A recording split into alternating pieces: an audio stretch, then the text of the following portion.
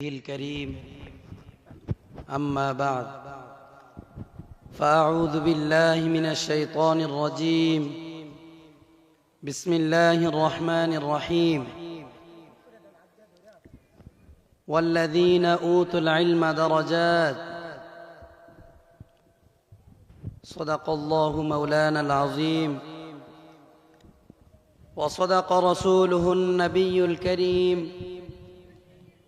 ونحن على ذلك لمن الشاهدين والشاكرين সম্মানিত উপস্থিতি, আজকে আপনাদের সামনে কথা বলার জন্য অনেক দূর দারাজ থেকে আগত মেহমানগণ এসেছেন। একের পর এক আলোচনা করতেছেন। তো এই পর্যায়ে আমি কোনো বিষয় আপনাদের সামনে আলোচনা করব না, যেহেতু এখানে প্রধান বক্তা এখনো বাকি আছেন। কথা বলতে গেলে অনেক কথা রয়েছে।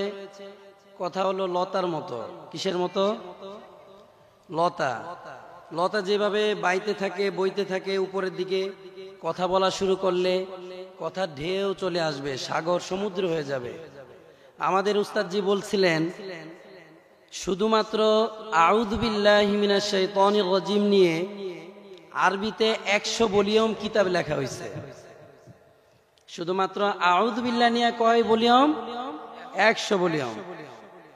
তো পুরা কোরআন শরীফের ব্যাখ্যা তো পরের কথা। এখন আমি যদি আপনাদের সামনে সূরাতুল ফাতিহার তাফসীরের কথা বলতে যাই, সারা রাত্র পার হয়ে যাবে, কিন্তু শেষ হবে না। রাসূলুল্লাহ সাল্লাল্লাহু আলাইহি সাল্লাম বলছেন যে ইলম শিক্ষা করতে হবে জন্মের পর থেকে নিয়ে মৃত্যু আগ পর্যন্ত। তাহলে বুঝেন ইলম কত দূর।